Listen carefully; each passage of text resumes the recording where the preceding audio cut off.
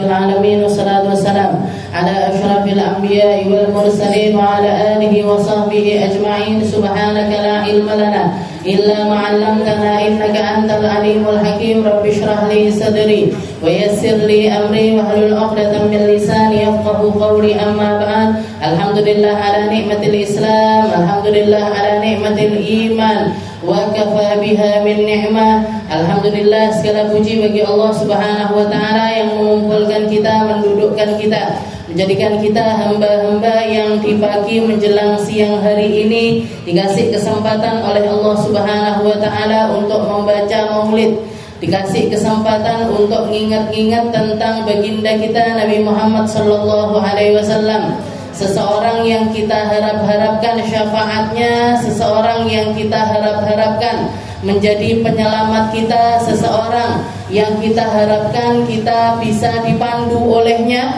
untuk bisa menjalani kehidupan di dunia ini dengan penuh kebaikan dan meninggal dalam keadaan yang baik, di alam akhirat juga dibaikin sama Allah Subhanahu wa taala.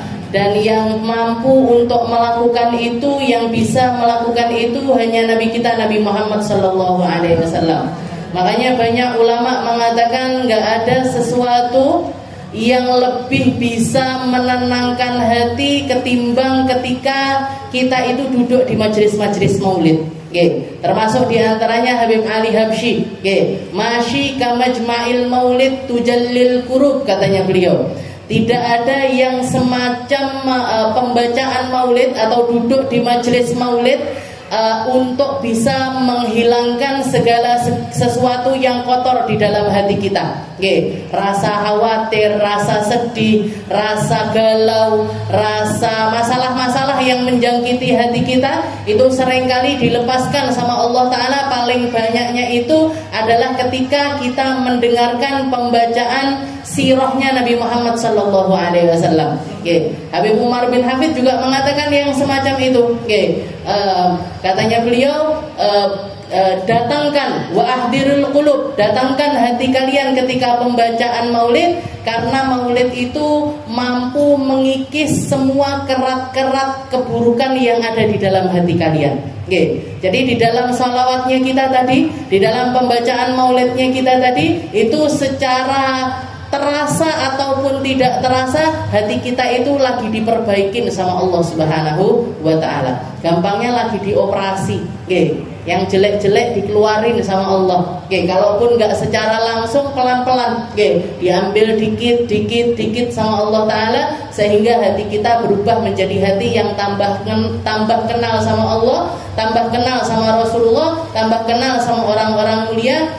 Dan itu yang akan menjadikan seseorang itu selamat di alam akhirat nanti. Apalagi kita di bulan yang suci, bulan Dzulhijjah ini bulan yang sangat-sangat mulia sekali. Apalagi ini sudah masuk hari-hari haji. Besok para jamaah haji sudah, besok lusa hari Kamis, hari Kamis sudah wukuf di Arafah. Setelah itu manasikul hajj terjadi di hari-hari setelahnya. Itu adalah hari-hari yang sangat-sangat mulia, bukan cuma untuk para jamaah haji, tapi semua orang muslim, semua orang di dunia manapun, belahan dunia manapun, ketika mereka bermunajat sama Allah Ta'ala, meminta kepada Allah Ta'ala, juga disunnahkan untuk berpuasa di 2 hari besok, tarwiyah sama Arafah itu.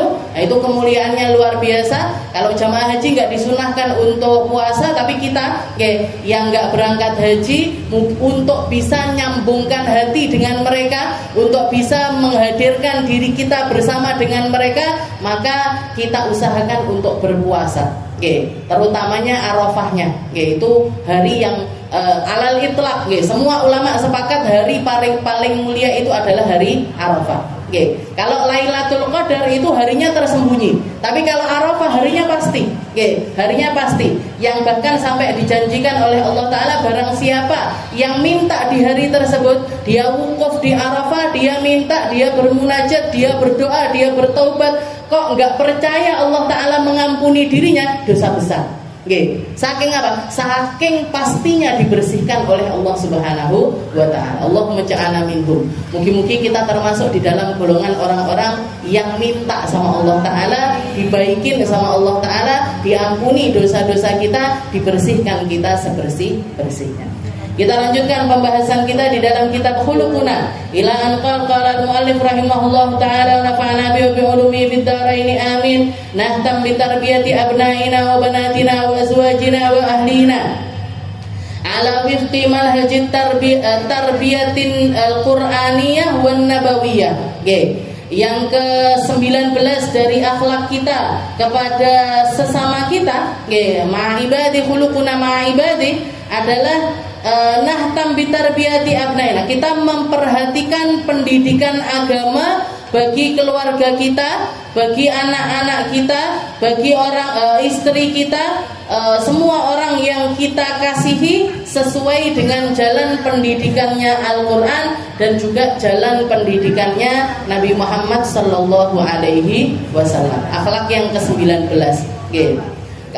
Kalau jenengan mau ngambil simpelnya, cara saya didik keluarga ini gimana ya? Cara saya didik anak-anak ini gimana ya? Cara saya untuk mendidik orang-orang yang serumah dengan saya ini seperti apa ya? Kalau mau ngambil simpelnya, jenengan langsung lihat, perhatikan, tirukan seperti apa keluarga-keluarga yang mempraktekkan sunnahnya Nabi, menjadikan pendidikan Al-Quran sebagai asas kehidupan mereka, itu menjalani.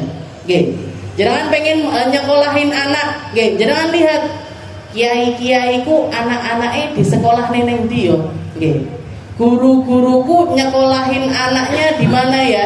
Pendidikan seperti apa? Gurunya siapa? Sanad keilmuannya ini nyambungnya kepada siapa? Ambil porsi itu. Jadi tirukan. Tirukan, modifikasi sesuai dengan keluarga kita, tapi jangan sampai keluar dari alur tersebut. Jadi tinggal ngelihat aja, tinggal ngelihat aja orang-orang baik di sekitaran kita, orang-orang soleh yang ada di sekitaran kita, itu gimana cara mereka komunikasi sama anak-anaknya. Karena pada intinya sebuah keluarga atau pendidikan anak-anak itu kuncinya ada di dalam komunikasi. Keluarga itu baru bisa dikatakan keluarga yang harmonis kalau komunikasinya itu bagus. Antara suami ke istri komunikasinya bagus, antara istri ke suami juga komunikasinya bagus, anak ke orang tua komunikasinya bagus, orang tua ke anak juga komunikasinya bagus, saling. Bukan cuman sepihak aja, duduk mek ibu etok sing ngomel-ngomel. Ayo nak, anake diemin aja. Jadi istilahnya jangan komunikasi. Yang namanya komunikasi itu berarti dua-duanya ngomong. Bukan cuma satu aja yang ngomong, duduk bapak etok sing ngomong, tapi anaknya dikasih kesempatan ngomong.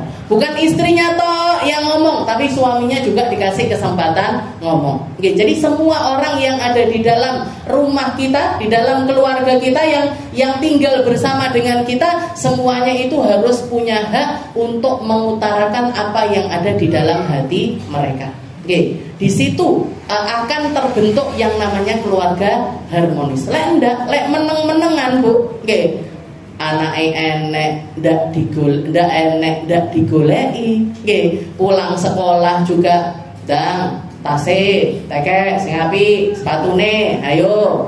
Cuman gitu-gitu aja, nggak di korek-korek untuk dia ini bicara, karena itu sesuatu yang istilahnya nggak datang serta merta. Tapi ketika dari kecil mereka itu merasa aku kalau ngomong didengerin, maka baru mereka akan bisa bicara. Tapi kalau dari awal, dari kecil, apapun yang mereka utarakan itu di-cut sama orang tuanya, mereka nggak akan mengutarakan. Istilahnya capek, kayak kita misalkan ngomong, jenengan curhat sama temen, sama temennya dicuekin, ditinggal mangan bakso. Kira-kira dibaleni lagi curhat sama dia apa enggak? Enggak. Golek konco liya, wong saya enggak didengerin kok. Wong saya pengennya didengerin, dia enggak dengerin saya. Mungkin sekali ngobrol lagi, 2 kali ngobrol lagi, 3 kali ngobrol, 4 kali ya sudah tak baleni. Bodoh saya ngobrol sama orang yang tidak menganggap diri saya patut untuk menjadi seseorang yang didengarkan. Jadi intinya adalah ada di komunikasi. Kalau minggu yang lalu kita belajar dari Luqman Al-Hakim, seseorang yang dijadikan sama Allah Ta'ala ikon pendidikan orang tua kepada anak. Apa yang beliau lakukan? Komunikasi. Komunikasinya yang beliau perbaiki. Ketika Allah Ta'ala menceritakan walaqad ataina Luqmanal hikmah an yashkur lillah wa may yashkur fa inna ma yashkuru li nafsi wa man kafara fa innallaha ghaniyyun hamid. Katanya Allah Ta'ala, Luqman ini adalah seseorang yang aku berikan hikmah yang luar biasa banyak. Tak kasih kebijaksanaan yang bagus di dalam diri Luqman. Dan kebijaksanaan itu adalah solusi dari segala permasalahan kita. Jenengan orang pinter itu belum tentu bijak. Orang punya ilmu belum tentu bijak. Pemimpin bahkan belum tentu seseorang yang bijaksana. Orang punya harta belum tentu bijaksana. Tapi ketika kita punya masalah apapun dan di mana kita harusnya itu datang sama orang yang bijaksana. Karena di situ kita akan mendapatkan solusi. Di situ kita akan mendapatkan solusi yang sesuai dengan diri kita. Nah, Luqman ini orang yang dikasih kebijaksanaan yang semacam itu oleh Allah Subhanahu wa Ta'ala. Apa yang beliau katakan kepada anaknya? Wa qala Luqman li ibnihi wa huwa ya'iduhu. Ketika Luqman ini menasehati putranya, menasehati anaknya, ngasih tahu kepada anak, wa huwa ya'iduhu ya bunayya la tusyrik billah innasyirka la dzulmun adzim. Katanya Luqman, wahai putraku, jangan sampai kamu itu menjadi seseorang yang zalim. Jangan sampai kamu itu menyekutukan Allah Ta'ala, karena kedoliman yang paling besar itu adalah ketika seseorang ini menduakan Allah Subhanahu wa Ta'ala. Jadi di sini Luqman yang pertama menjelaskan kepada anaknya, jangan sampai kamu itu berlaku dolim. Jangan sampai kamu itu melakukan sebuah kedoliman. Dolim itu apa sih? Dolim itu menempatkan sesuatu tidak sesuai dengan porsinya, atau memakai sesuatu bukan untuk yang sesuai dengannya. Kita dikasih lisan sama Allah Ta'ala. Dipakai apa sih sebenarnya lisan kita? Kita kenapa kok sama Allah Ta'ala dikasih mulut ini? Buat apa? Buat zikiran, buat ngaji, buat amar ma'ruf nahi mungkar, buat ngajak orang melakukan kebaikan ataupun juga mencegah seseorang melakukan keburukan. Dipakai untuk ngomong yang baik-baik, kan itu kan fungsinya mulut. Berarti apa? Kalau kita melakukan itu dengan mulut kita, berarti kita menempatkan sesuatu yang pas untuk lisan kita. Tapi kalau lisan ini dipakai untuk sesuatu yang selain itu, tinggi ngelok ne uang, tinggi ngerendah ne orang, dipakai untuk ngomong kotor, dipakai ngomong yang nggak benar, dipakai untuk dusta, dipakai untuk fitnah, dipakai untuk adu domba dan lain sebagainya. Berarti apa? Berarti kita sudah zalim sama mulut kita. Dan kedoliman itu akan kembali kepada diri kita sendiri. Seakan-akan kalau misalkan kita pakai sesuatu yang jadi karunia-Nya Allah Ta'ala di dalam hal-hal yang dimurkai sama Allah Ta'ala, berarti kita telah menghalalkan anggota tubuh kita sendiri untuk masuk ke dalam nerakanya Allah. Na'udzubillah. Dari sekian banyak kedoliman, dari sekian banyak macamnya keburukan, dari sekian banyak penempatan sesuatu yang tidak sesuai dengan yang gak pas dengan kehendaknya Allah Subhanahu wa Ta'ala, itu dosa terbesarnya adalah asyirku billah, menyekutukan Allah, menduakan Allah. Berarti apa? Yang pertama kali harus kita jadikan pondasi pendidikan anak-anak kita ini apa? Tauhid, Bu. Ajari anak-anak jenengan itu ketauhidan. Ajarkan, kenalkan mereka kepada Allah Subhanahu wa Ta'ala. Gak perlu jenengan kenalkan sama diri jenengan. Gak perlu kita itu mengenalkan anak-anak kita banyak-banyak kepada kita. Nak, aku ki ibumu loh. Nak, aku ki ibumu loh. Nak, aku ki ibumu. Jadi anak wis seru, Bu. Bapaknya, nak, aku ini ini bapakmu loh yang nyari duit, yang kerja, yang banting tulang buat ini itu dan lain sebagainya. Nggak perlu kita ngomong seperti itu Bu ke anak-anak kita. Jenengan kenalkan mereka kepada Allah Ta'ala, mereka akan tahu gimana caranya memperlakukan kita. Oke, karena itu sesuatu yang berkaitan. Makanya setelah ayat ini, wa idh qala Luqman li ibnihi wa huwa ya'iduhu ya bunayya la tusyrik billah inna syirka la dzulmun 'adzim. Setelah itu Allah Ta'ala mengatakan wa wassaynal insana biwalidayhi ihsanan hamalathu ummuhu wahnan 'ala wahnin wa fisaluhu fi 'amain. Katanya Allah Ta'ala, kami wasiatkan kepada setiap orang, setiap manusia untuk berlaku baik kepada orang tuanya. Jadi ketika mereka kenal sama Allah Ta'ala, mereka tahu Allah Ta'ala ini setelah kedudukan kenal sama Allah Ta'ala, ibadah paling tinggi setelahnya adalah birrul walidain, adalah berbakti kepada orang tua. Oh, anak kalau kenal sama Allah Ta'ala, dia tahu caranya memperlakukan ibunya. Kalau anak tahu kenal sama Tuhannya, dia akan tahu bagaimana cara menghormati bapaknya. Jadi tidak usah hakeh-hakeh dikenali karo diri kita sendiri, tapi kenalkan mereka kepada Allah Ta'ala yang ikhlas di dalam mendidik mereka, yang tulus di dalam pendidikan ketauhidan mereka. Mereka akan tahu bagaimana caranya memperlakukan orang tuanya. Karena ini termasuk wasiat tertingginya Allah Ta'ala. Wasainal insan, pakai kalimat insan. Insan ini apa? Kamu iman, kamu gak iman, kalau kamu berbakti sama orang tua, Allah Ta'ala akan menjadikan anak-anakmu berbakti balik kepadamu. Makanya salah satu hal saya pernah dengar, saya pernah baca di beberapa artikel, orang-orang Jepang, orang-orang Cina itu salah satu kunci suksesnya mereka adalah dengan baik-baik sama orang tuanya mereka. Jadi orang tua itu dianggap sebagai jimat.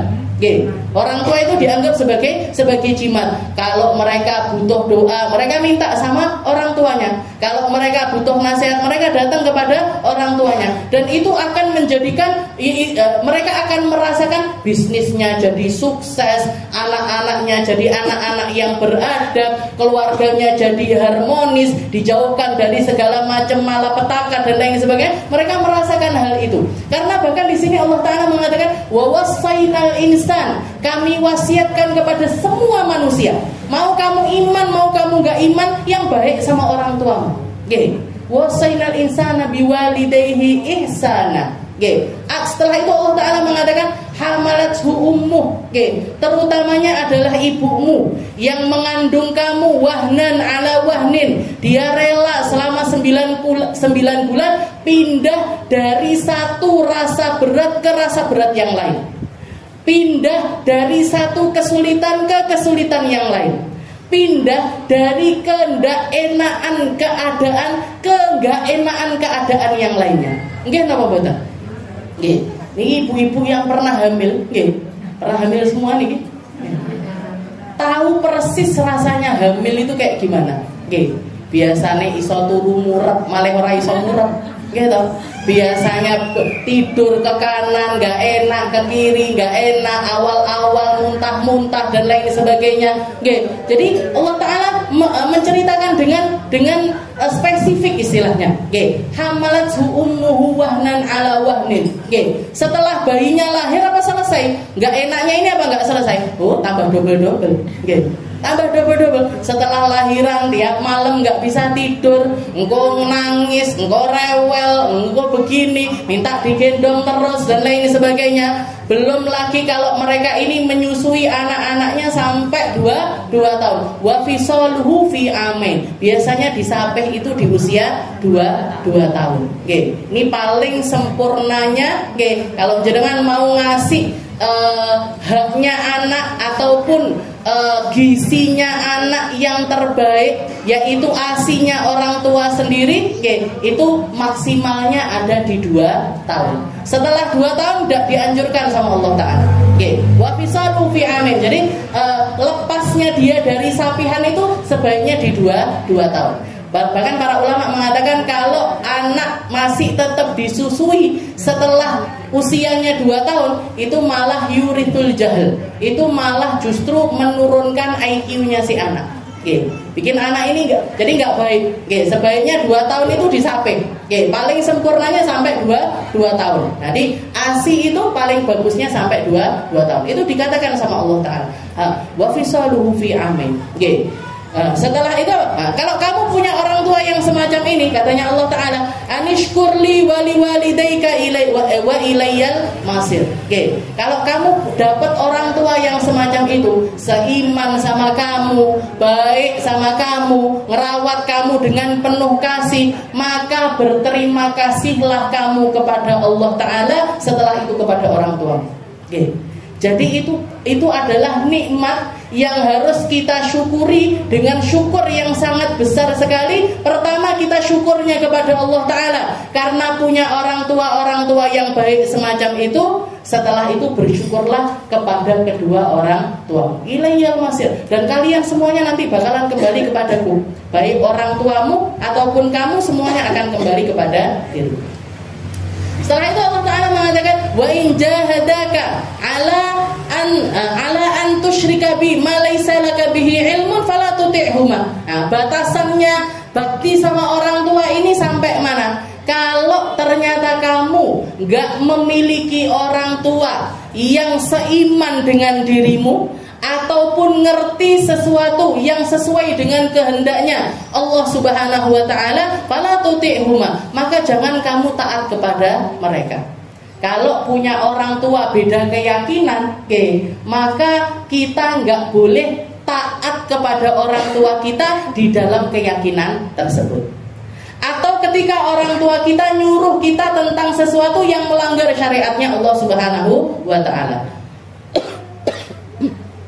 Nah, mbok ndak usah jilbaban misalnya. Misalkan ada orang tua ngomong seperti itu. Nah, mbok nggak usah jilbaban. Nah, mbok ndak usah sholat. Nah, iki minuman ini masih enak loh. Misalkan orang tuanya minum minuman keras dan lain sebagainya, ngajak anaknya untuk melakukan hal yang semacam itu. Katanya Allah Ta'ala, fala tuti'huma. Nah, kalau sudah kayak gini, jangan ditaati orang tuanya. Tapi wasahibhuma fid dunya ma'rufa, tapi tetaplah menjadikan mereka ini sahabat-sahabat terbaik. Jadi bahasanya Allah Ta'ala itu sama orang tua itu, jadilah semacam sahabat-sahabat yang baik. Wasahibhuma fid dunya ma'rufa, jadilah orang-orang yang memperlakukan mereka dengan perlakuan yang terbaik. Jangan ditaati orang tua kalau nyuruh keburukan, jangan. Kamu bahkan pakemnya tetap sama, yaitu la ta'ata li makhluqin ala maksiatil khaliq. Kita itu enggak boleh taat sama siapapun, bahkan suami kita, bahkan orang tua kita, bahkan guru-guru kita, kalau mereka itu nyuruh tentang sesuatu yang buruk. Kalau sesuatu yang buruk tetap gak boleh ditaati. Jadi misalkan ada guru yang nyuruh kepada muridnya untuk misalkan berdua-duaan sama gurunya, jangan dibuka. Guru saya sering mengatakan, Ustadz misalkan datang ke rumah kalian, kok kalian lagi sendirian di rumah, murid-muridnya Ustadz perempuan, Ustadz Segaf laki-laki. Misalkan Ustadz datang sendirian, kok kalian di rumah itu juga sendirian, suamimu gak ada, jangan dibukain Ustadz. Jangan dibukain pintu rumah itu untuk Ustadz. Kenapa? Karena kalau kamu biarkan Ustadz masuk, akhirnya berdua-duaan laki perempuan di dalam rumah tersebut, itu sudah melanggar aturannya Allah Subhanahu wa Ta'ala. Jadi kalau tentang kemaksiatan, siapapun yang nyuruh jangan mau. Siapapun yang nyuruh, siapapun yang memerintahkan, jangan pernah taat kepada mereka. Tapi wasahibhuma fid dunya ma'rufa, bersahabatlah kalian dengan orang tua kalian dengan cara yang baik. Kalau kita sudah dewasa itu Bu, sama orang tua itu kayak temen aja. Tapi ojo nyeluke malih koyok koncone, jangan. Tetap ibu, tetap seperti itu. Cuman cara perlakuan kita ini yang baik sama mereka, ngomongnya, komunikasinya, ngasih hadiah ketika memang waktu-waktu tertentu dan lain sebagainya. Jadi yang bersahabat dengan mereka, wasahibhuma fid dunya ma'rufa, itu yang dikatakan sama Allah Ta'ala. Wattabi' sabila man anaba ilayya marji'ukum fa unabbiukum bima kuntum ta'malun. Setelah itu Allah Ta'ala mewasiatkan, kalau kamu mau ngikuti orang, ikutilah orang-orang yang berjalan di jalannya Allah Subhanahu wa Ta'ala. Kalau kamu mau ngikuti orang, ikutilah orang-orang yang berjalan di jalannya Allah. Jadi kalau kita mau nirukan kesalehan, cari kesalehan dari orang-orang sekitar kita, tirukan. Kalau kita mau melakukan ibadah, lihat orang-orang ahli ibadah di sekitar kita, tirukan. Kalau kita mau didik anak-anak kita dengan cara yang baik, lihat orang-orang baik di sekitar kita, tirukan cara mereka di dalam mendidik anak. Tirukan mereka di dalam pendidikan anak-anak mereka.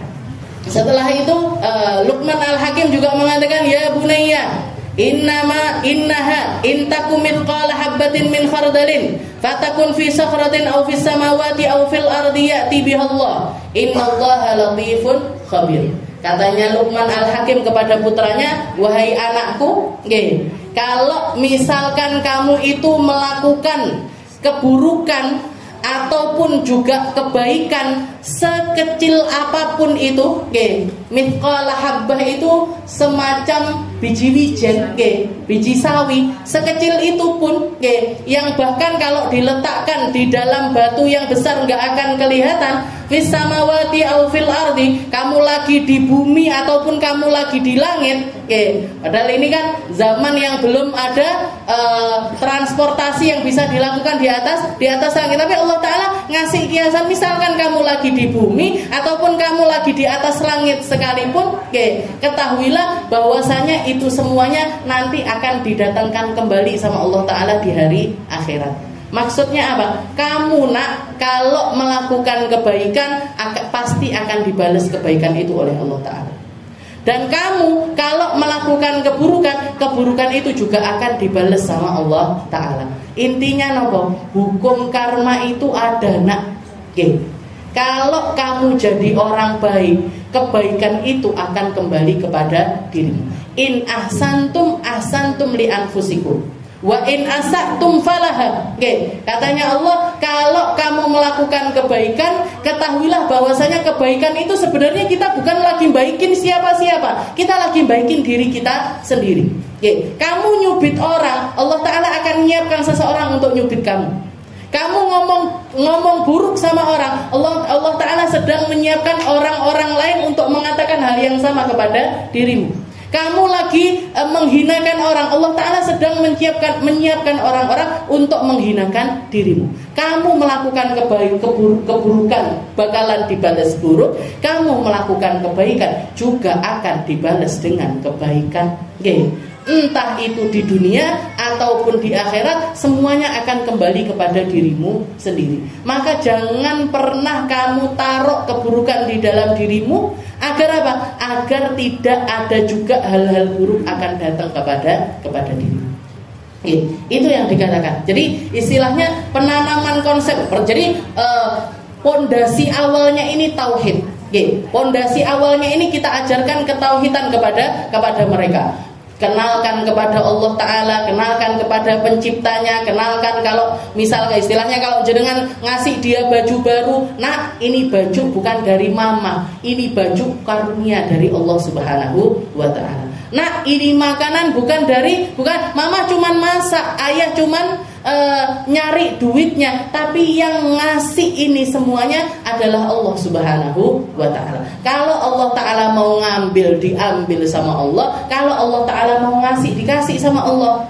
Makanan terhidang di depan kita, tapi kalau bukan rezeki kita untuk kita makan, gak ada rezeki kita di tempat tersebut, gak bakalan nyampe.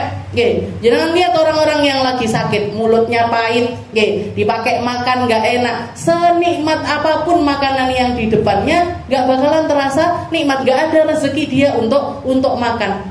Kenapa? Karena Allah Ta'ala lagi nyabut kenikmatan tersebut. Kalau Allah Ta'ala mau kembalikan sama Allah. Nah, jadi kenalkan mereka hal-hal yang semacam, dan itu pondasi awal itu mulai dari usia dini. Mulai dari mereka TK, SD, banyak orang ngira pendidikan itu yang paling penting ketika SMA ataupun kuliah. Enggak, pendidikan paling penting itu ketika TK. TK, SD itu adalah pendidikan yang paling utama. Pendidikan yang paling utama. Kalau dulu saya belajar di dalam ilmu Al-Qur'an itu umur segitu itu mulai 6 tahun sampai 23 tahun itu disebutnya golden age. Usia emas. Kenapa? Karena yang kita berikan kepada mereka di usia tersebut akan terpatri sampai mereka meninggal dunia. Kalau kita nanamkan kejujuran, mereka akan jadi anak yang jujur. Nggak jadi anak, jadi orang tua sampai tua bakalan jadi orang yang jujur. Kalau kita nanamkan omongan-omongan yang baik, dia akan menyesuaikan dengan itu. Kalimat-kalimat yang keluar dari dia adalah penuh dengan kebaikan. Sampai kapan? Sampai akhir hayatnya dia. Makanya salah satu hal yang dikatakan oleh para ulama, kenapa kok Nabi Muhammad itu nikahi Sayyidah Aisyah mulai umur 7 tahun? Kenapa kok Sayyidah Aisyah itu ditakdirkan sama Allah Ta'ala untuk menjadi pasangannya Nabi Muhammad SAW padahal usianya baru 7 tahun? Kenapa? Karena Allah Ta'ala ingin menjaga syariat agama ini untuk dititipkan di dalam memorinya seorang perempuan, di mana dia akan menjadi basic hukum Islam sampai manusia akhir zaman nanti. Yang ngajarin kita tentang ilmu rumah tangga Sayyidah Aisyah, yang banyak ngajarin ilmu tentang toharoh Sayyidah Aisyah, yang banyak ngajarin ilmu tentang haid, nifas, istihadah dan lain sebagainya, itu yang paling banyak keluar dari Sayyidah Aisyah. Makanya Rasulullah sampai mengatakan khudu nisfadinakum min hadhil humairah, ambil separuh agamamu dari perempuan yang pipinya merah ini loh. Siapa? Sayyidah Aisyah. Tinggal sama Nabi mulai usia 7 tahun, baru serumah sama Nabi usia 9 tahun sampai usia 20-an tahun. Berarti apa? Berarti beliau itu tinggal sama Nabi di masa keemasan tersebut. Dan sepeninggal dari Nabi, beliau meninggal usia 70 tahun lebih, Bu. Beliau habiskan umurnya ini untuk mengajarkan umat, untuk memahamkan umat, jadi guru besarnya kaum perempuan, yang bahkan sampai masuk ke ranah politik. Beliau punya suara di dalam politiknya. Ketika ada sesuatu yang nggak sesuai, di zaman Sayyidina Ali ada satu perang namanya Perang Jamal. Itu kaum muslimin yang berhadapan-hadapan dengan Sayyidina Ali, itu pemimpinnya Sayyidah Aisyah. Jadi Sayyidah Aisyah itu mimpin pasukan sama keponakannya dan juga sepupu-sepupunya untuk menyuarakan suara politiknya beliau, karena ada sesuatu yang nggak sesuai dengan pemikirannya Sayyidah Aisyah yang terkenal dengan nama Perang Jamal. Itu Sayyidah Aisyah. Jadi hal-hal semacam ini, tauhid dan lain sebagainya, penanaman akhlak, penanaman adab, penanaman ilmu kehidupan, itu kita naruhnya itu bukan setelah mereka dewasa, tapi mulai dari usia ini tadi, 6-7 tahun sampai usia mereka 23 tahun. Jangan eleng-eleng sekarang. Bacaan surat-surat Al-Qur'an yang sampai sekarang mancep, enggak lali-lali, itu jenengan ngapalinnya kapan? Ya usia ini. Lek ngapal nene umur 40, umur 50, apal lali neh, apa enggak ngono ae. Bisa dah al-bayyinah munyer-munyer, munyer aja terus enggak apa-apa. Tapi kalau yang kita hafalin dari kecil, Al-Ikhlas, An-Nas, Al-Falaq, masih yo ndak sadar loh panggah ini, tetap jalan lancar aja. Termasuk juga surat Fatihah itu. Makanya banyak orang bilang sama Ustazah, saya itu sholat sudah baca Fatihah, baru lali. Habis itu baca Fatihah lagi, lali neh. Baca Fatihah lagi, lali neh. Oh Bu, jenengan gak wajib sholat berarti. Wong sudah baca Fatihah terus lali, terus maca neh, lali neh. Salah satu syaratnya orang sholat itu berakal. Kalau nggak punya akal nggak wajib sholat. Orang-orang gila itu nggak wajib sholat. Jadi jenengan itu sampai baca Fatihah itu kan nggak sadar. Alhamdulillahirabbil alamin arrahmanir rahim maliki yaumiddin iyyaka na'budu wa iyyaka nasta'in ihdinas. Jadi sudah selancar itu. Itu kapan kita ngafalinnya? Dari kecil. Dari kecil itu yang nempel. Kalau di atas usia tersebut 25 tahun ke atas ngoten niku apa lali neh. Ya bunayya innaha in takum mithqala habatin min khardal takun fi sahra aw fi samawati aw fil ardi ya'ti bihallah.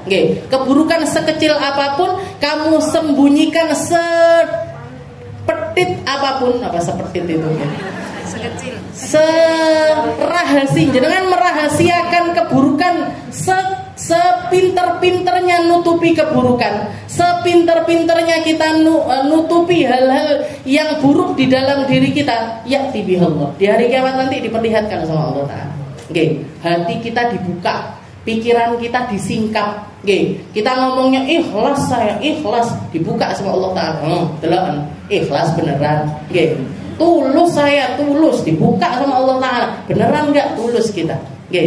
Kita jadi sekecil apapun keburukan, kalau kita kita menyembunyikannya sepinter apapun bakalan kebongkar. Nggak ada bangkai yang nggak bau, itu nggak ada.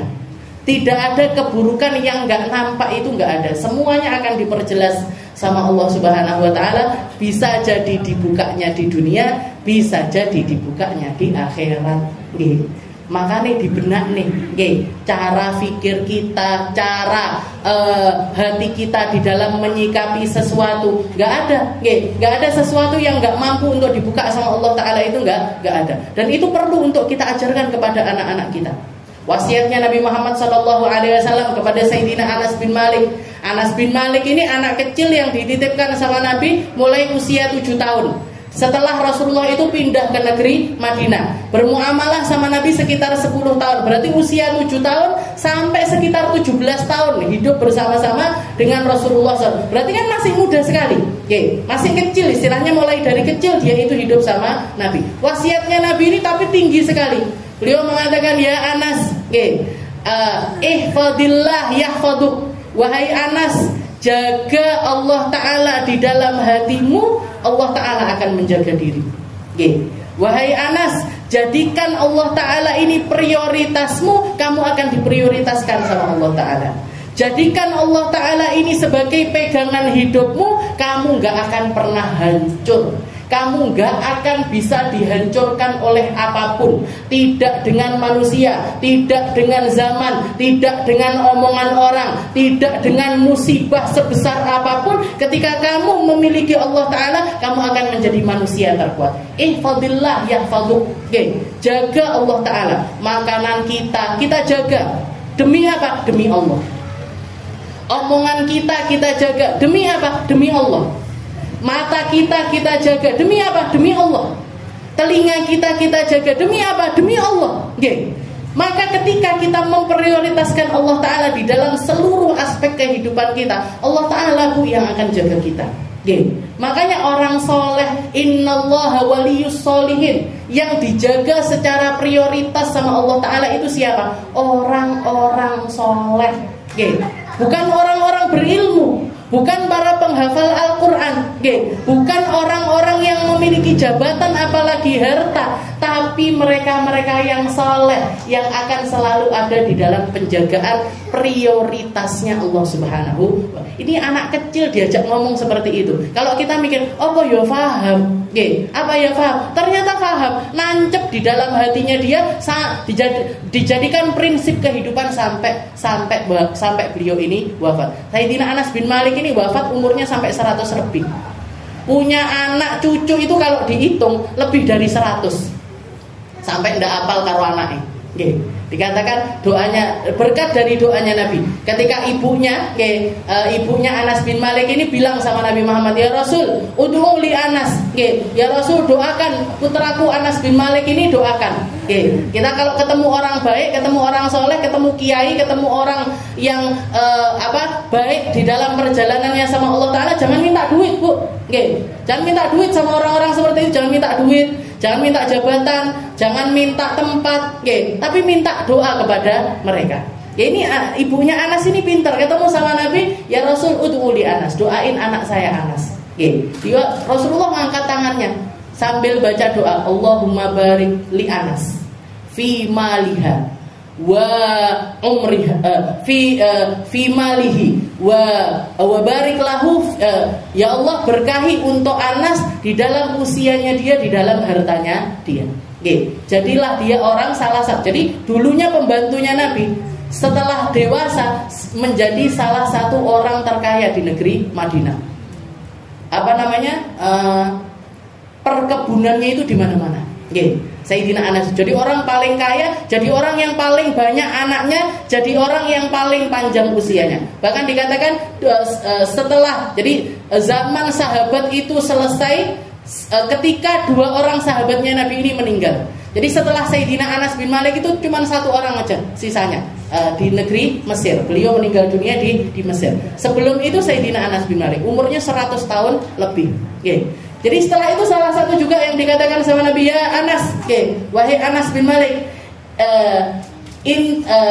in asbahta, wahai Anas, kalau kamu itu diketemukan sama hari sama Allah Ta'ala, jadilah kamu orang yang di dalam hatimu itu laisa fihi ghishun li ahad faf'al. Kalau kamu bisa melalui hari-harimu tanpa kebencian sedikit pun kepada satu orang pun, maka lakukanlah wahai Anas. Kalau kamu bisa menjadi orang yang seperti itu, kamu akan merasakan rahatud dunya wa rahatul akhirah. Kamu akan merasakan rehatnya dunia. Dunia ini akan terasa lapang, terasa indah, terasa luas ketika kamu menjadi orang yang semacam itu. Apa kuncinya? Jangan ada kebencian di dalam hati. Dan itu dijadikan prinsip hidup sama Sayyidina. Jadi setiap hari beliau meriksa hatinya. Aku benci apa enggak sama orang? Saya punya dendam apa enggak sama orang? Saya punya rasa enggak enak enggak sama orang? Kalau memang ada, diselesaikan.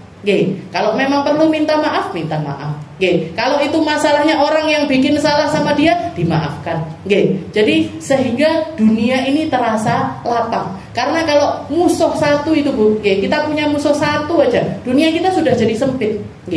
Arepe rono, enek wong kuwi apa ora yo? Arep rono, enek wong kuwi apa ora yo? Aku blonjo ning kene ning pasar ketemu apa nek tanggonan. Benci kok sama tetangga, bendino ketemu, setiap hari adep-adepan. Terus benci-bencian. Benci-bencian ini dunianya dia udah sempit. Meskipun rumahnya sak gedong, meskipun rumahnya dia luas, tapi dia nggak bisa kemana-mana, nggak enak kemana-mana, karena yang bermasalah bukan ruangannya, yang bermasalah adalah hatinya. Makanya ini anak kecil diajarin seperti itu sama Nabi Muhammad. Ya Anas, kalau kamu bisa setiap harimu itu, walaisa fi qalbika ghillun li ahad faf'al. Kamu lepaskan semua rasa enggak enak terhadap orang lain di dalam hatimu, lakukanlah yang semacam itu wahai Anas. Ya bunayya, aqimis shalah wa'mur bil ma'ruf wanha 'anil munkar wasbir 'ala ma asabak inna dzalika min azmil umur. Katanya Luqman Al-Hakim setelah itu wasiat juga kepada putranya, wahai anakku, aqimis shalah. Dirikanlah salat. Ini pendidikan anak dari kecil ini, yang diajarin apa? Salat, Bu. Dari sekian banyak pekerjaan, dari sekian banyak hal yang jenengan pengen ada di dalam anaknya jenengan, pertama kali yang harus kita ajarkan adalah tentang sholat. Kalau ajarannya Nabi, wa'mur ahlaka bis shalah wa hum sab'a sinin. Perintahkan anakmu untuk sholat ketika mereka usia 7 tahun. Wadribuhum idza tarakuha wa hum 10 sinin. Pukul anakmu kalau sampai masih belum sholat kala mereka usia 10 tahun. Wa farriqu alaihim fil madaji. Pisahkan ranjang mereka kalau antara anak laki dengan anak perempuan. Mulai usia 10 tahun itu sudah nggak boleh sekamar, itu nggak boleh. Apalagi seranjang nggak boleh. Oke. Kalau anaknya perempuan sama perempuan masih boleh satu kamar, tapi tetap harus ada privasi. Oke. Ini bagiannya kakak, ini bagiannya adik. Ini lemarinya kakak, ini lemarinya adik. Ini perabotnya kakak, ini perabotnya adik. Biar mereka ini punya privasi masing. Jadi itu di usia 10 tahun. Kalau di bawah 7 tahun apa? Dicontohin aja. Oke. Jangan nyuruh anak-anak sholat di bawah usia 7 tahun. Itu dicontohin aja. Ayo nak sholat. Oke. Ayo ke masjid. Ayo ikut ayah ke musola, ke langgar. Nah, itu di bawah 7 tahun. Di atas 7 tahun sudah harus diperintahkan. Setiap waktu sholat harus diperintahkan. Ayo sholat subuh. Oke. Masih sulit bangun misalkan umur 7 tahun. Gimana caranya harus diajarin. Mulai dari pelan. 8 tahun masih angel, lebih dikerasi lagi. 9 tahun masih angel. 10 tahun masih sholat subuh masih keteteran. Nah, dipukul nggak apa-apa. Tapi mukulnya bukan pakai pedang, bukan. Nah, mukulnya pakai sesuatu yang kecil-kecil ya. Rasulullah itu ngajarinya pakai kayu siwak. Kalau beliau gregeten sama istrinya pengen marah mukul, itu mukulnya cuma pakai kayu siwak. Tapi ngena sekali. Kalau orang yang nggak pernah mukul, sekali mukul kena di dalam hati. Tapi kalau mukul setiap hari, dipukul biasa nih Maria. Jadi kalau tiap hari dicetoti, dipukul dia, akhirnya nggak ngefek. Pukulan itu jadi nggak ngefek. Nah, itu baru boleh setelah mereka usia 10. Aqimis shalah. Jadi katanya Sayyidina Luqman Al-Hakim, ya bunayya aqimis shalah. Wa'mur bil ma'ruf wanha 'anil munkar. Ajak orang-orang untuk melakukan kebaikan dan jauhkan orang-orang untuk melakukan keburukan. Wasbir ala ma asabat inna dzalika min as, dan bersabarlah. Nah, sekolah ini butuh sabar. Mondok ini butuh sabar. Jadi orang baik itu kuncinya ada di sabar. Wasbir ala ma asabat inna dzalika min azmil umur. Karena ini semuanya adalah jalannya orang-orang yang mulia di sisi Allah Subhanahu wa taala. Wala tusa'ir khaddaka linnas wala tamshi fil ardi maraha innallaha la yuhibbu kulla mukhtalin fakhur. Adanya Allah taala, dan kamu jangan sampai jangan kamu itu memalingkan wajahmu kepada orang lain sebagai bentuk kesombongan dirimu. Jadi yang bisa bikin anak nggak sombong ini orang tuanya. Yang bisa didik anak untuk nggak jadi orang sombong ini orang tuanya. Jangan malah disupport untuk jadi anak sombong, jangan. Nah, anaknya datang misalkan pulang sekolah, "Ma, temenku beli tas, bagus." Oh bagus, mama tak beliin besok yang lebih mahal lagi, yang lebih bagus lagi. Jangan kayak gitu. Jadi istilahnya ngajarin kesederhanaan, ngajarin mereka jadi anak yang qanaah, jadi anak yang nerimo dengan apa yang diberikan. Nah, itu mulai dari kecil. Jangan sembarang apa sak kecap semuanya dituruti. Ma pengen pizza, belikan pizza. Pengen ayam goreng, belikan ayam goreng. Pengen burger, belikan burger. Pengen ini. Nah, itu berarti apa? Kita bukan didik mereka dengan kebaikan. Jadi bahkan kalau dulu saya belajar di dalam kitab jadi As-Sibyan, nah itu tentang parentingnya Islam. Itu anak-anak mulai dari kecil itu jangan dibiasakan tidur di tempat yang enak, jangan dibiasakan makan dengan sesuatu. Jadi itu jangan menjadi sesuatu yang selalu kita berikan kepada mereka. Karena kalau mereka terbiasa tidur di tempat enak, tidur di tempat nggak enak nggak bisa. Kalau biasa makan enak, makan nggak enak dikit nggak bisa mereka. Dan kalau itu kalau masih di rumah toh, masih di dalam lingkup rumah, masih nggak apa-apa. Tapi kalau sudah pergi ke tempatnya orang, ngelihat rumahnya orang kayak istilahnya nggak sesuai dengan karpet hatinya, gampang. Istilahnya akhirnya seperti itu. Dan kesederhanaan itu harus. Meskipun jenengan sekaya apapun, sebanyak apapun duitnya, mendidik anak untuk jadi anak yang sederhana itu harus. Didik anak untuk bisa menyesuaikan dengan segala kondisi itu menjadi sebuah keharusan. Karena kita nggak ngerti mereka nanti dewasa ini jadi apa. Kita nggak ngerti mereka nanti itu menghadapi kehidupan semacam apa, tinggal di mana, kita mungkin bisa mempersiapkan sekarang, tak cepak nih omah di anakku, tak cepak nih. Nah, tapi kalau mereka nggak punya skill-skill di dalam nyari duit atau istilahnya nggak bisa mempertahankan itu, dan orang ini biasanya kehidupannya manusia ini ya ada naik ada turunnya, kadang enak kadang nggak enak. Nah, ketika mereka nggak siap untuk nggak enak, nggak bisa hidup akhirnya. Putus asa, ini itu dan lain sebagainya. Jadi ini termasuk sesuatu yang harus kita didikkan kepada anak-anak kita. Jadi makan itu biasa-biasa, nanti biar ketika ada sesuatu yang istimewa kita kasih yang istimewa, dia syukurnya juga besar. Jadi lagi ulang tahun dikasih, enggak setiap hari dikasih apa yang mereka inginkan, enggak. Tapi ketika momen-momen tertentu itu nanti bakalan bikin mereka jadi anak-anak yang penuh dengan syukur, ngerti kalau ini adalah sebuah kenikmatan, ngerti kalau ini adalah karunia dari Allah Subhanahu wa Ta'ala. Dan itu juga datangnya dari komunikasi yang baik. Jadi nah ini yang kayak gini nih, istilahnya kamu nggak bisa menyamakan makanan yang seperti ini di tempat lain. Kamu nggak bisa nyamakan tempat yang seperti ini di tempat yang lainnya. Nah itu pendidikannya Sayyidina Luqman Al-Hakim. Jadi basicnya adalah Al-Quran, dikenalkan dulu sama Allah Ta'ala, dikenalkan sama Rasulullah SAW. Kalau Nabi Muhammad SAW mengatakan alimu auladakum salat, ajarkan kepada anak kalian ini 3 perkara. Hubbullah, cinta sama Allah Ta'ala, bukan cuma kenal aja, tapi cinta kepada Allah Ta'ala. Wahubbul Quran, cinta sama Al-Quran, cintakan mereka kepada Al-Quran. Dan yang terakhir, wahubbu ala baitin Nabi, cinta kepada anak cucunya Nabi Muhammad SAW, ataupun orang-orang yang ngambil sanad hubungan kepada Nabi, yang punya ilmunya Nabi, yang punya akhlaknya Nabi, yang punya kesalehannya Nabi, yang punya ibadahnya Nabi. Ini kita sambungkan mereka kepada orang-orang yang semacam itu. Itu adalah sesuatu yang harus kita berikan kepada anak-anak kita. Dan yang selanjutnya, naghris fi qulubihim mahabbatullah wa rasuli wa ta'dim mahuma wa ma 'azzamahullah wallahu a'lam bissawab. Nanti kita lanjutkan di pertemuan selanjutnya.